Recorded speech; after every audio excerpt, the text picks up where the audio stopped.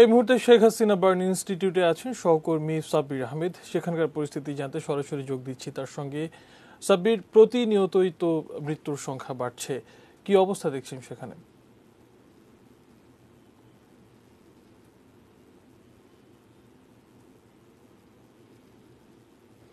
সহকর্মী সাব্বির আহমেদ আমাদের সঙ্গে আছেন শেখ হাসিনা বার্ন ইনস্টিটিউটে, আমরা তার সঙ্গে যুক্ত হব। তবে এই মুহূর্তে আপনাদেরকে নিয়ে যেতে চাই নারায়ণগঞ্জের পশ্চিম তল্লার মসজিদের সামনে। সেখানে আছেন আমাদের সহকর্মী মফিদুল তপু। সেখানকার অবস্থা জানবো। তপু, বিভিন্ন তদন্ত দল তো তদন্ত কাজ চালাচ্ছে, কতটুকু অগ্রগতি হলো, সার্বিক পরিস্থিতি কি সেখানে? তারা ইতিমধ্যেই জানেন যে এই ঘটনায় এখন পর্যন্ত মোট 24 জন মারা গেছেন। এই তল্লাবাগ বড় মসজিদের যে অগ্নিকাণ্ডের ঘটনাটি ঘটেছে, দুর্ঘটনাটি ঘটেছে, সেটিতে আজকে তৃতীয় দিন। আসলে ঘটনার পরে প্রায় 48 ঘন্টার কিছু কম সময় অতিবাহিত হয়েছে, 36 ঘন্টার বেশি সময় অতিবাহিত হয়েছে। এবং আজকে সারাদিনে এখানে এই এলাকায় 3টি জানাজা অনুষ্ঠিত হয়েছে। যারা মারা গেছেন গতকালকে থেকে আজ পর্যন্ত যারা মারা গেছেন তাদের 3 জনের জানাজা বিকেল পর্যন্ত আসরের নামাজের পরেও একজনের জানাজা হয়েছে। এই হচ্ছে পরিস্থিতি। এবং এখন পর্যন্ত এখানে আজকেও তদন্ত কমিটির বিভিন্ন যে 4টি তদন্ত কমিটি হয়েছে, জেলা প্রশাসনের তদন্ত কমিটি, ফায়ার সার্ভিস, সিআইডি এবং পিডিবির তিতাস কর্তৃপক্ষের যেই তদন্ত কমিটি হয়েছে, সেই তদন্ত কমিটির লোকজন এসেছিলেন। তারা এখানে পরিদর্শন করেছেন। পুলিশের ডিআইজির, ঢাকা রেঞ্জের ডিআইজি, তারও আসার কথা রয়েছে, তিনি এখনো এসে পৌঁছাননি। তো এখানে যারা এসে কথা বলেছেন তার মধ্যে ফায়ার সার্ভিসের একজন তদন্ত কমিটির একজন সদস্য ছিলেন, উপপরিচালক নূর হাসান। তিনি এখানে তদন্ত এসে একটা ধারণার কথা বলেছেন যে ফায়ার সার্ভিস এখনো ধারণা করছে এই ঘটনাস্থল পরিদর্শন করে যে এর ভেতরের যে 6টি এসি ছিল এই মসজিদের, সেই 6টি এসির কোনোটি আসলে এসি থেকে বিস্ফোরণের সূত্রপাত হয়নি বা এসিগুলো বিস্ফোরিত হয়নি।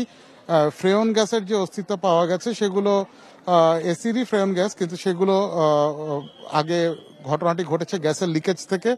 গ্যাসের লিকেজের সাথে বৈদ্যুতিক যে শর্ট সার্কিট, সেই শর্ট সার্কিট থেকে স্পার্ক হয়ে অগ্নিকাণ্ডের সূত্রপাতটি হয়েছে এবং সেটি বিস্ফোরিত হলে এয়ার কন্ডিশনিং এর যে যন্ত্রগুলো রয়েছে তার উপরেও তার ইম্প্যাক্ট পড়েছে।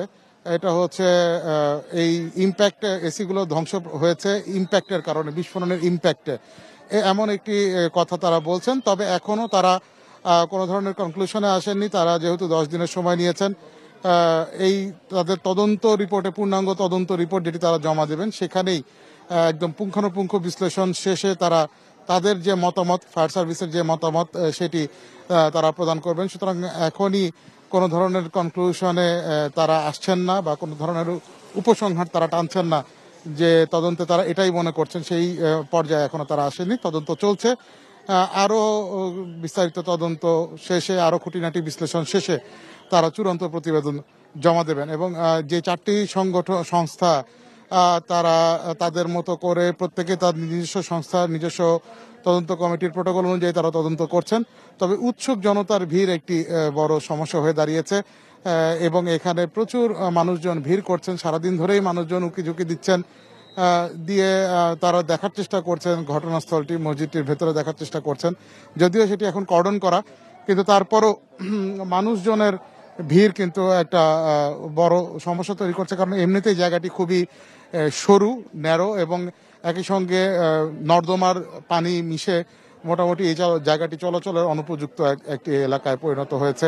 আগে থেকে সারা বছরই এখানে এই ধরনের পরিস্থিতি থাকে। তো এরই মধ্যে আসলে সবাই কাজ করছেন, তদন্ত কমিটির সদস্যরা কাজ করছেন, আইন শৃঙ্খলা বাহিনী তাদের দায়িত্ব পালন করছে এবং উৎসুক জনতা যথারীতি তাদের উৎসুক যে মন, সেই উৎসুক মন থেকে তারা ঘটনাস্থল দেখতে আসছেন। এই হচ্ছে এখন পর্যন্ত আমার কাছ থেকে তল্লা থেকে, নারায়ণগঞ্জের তল্লা থেকে সর্বশেষ আপডেট। সাইকুল, আপনাকে অসংখ্য ধন্যবাদ। নিশ্চয়ই আমরা আবারও আপনার সঙ্গে সংযুক্ত হব, আপনি হালনাগাদ তথ্য জানাবেন। সহকর্মী মফিদুল তপু আমাদের সঙ্গে যুক্ত হয়েছিলেন নারায়ণগঞ্জের পশ্চিম তল্লার সেই মসজিদের সামনে থেকে।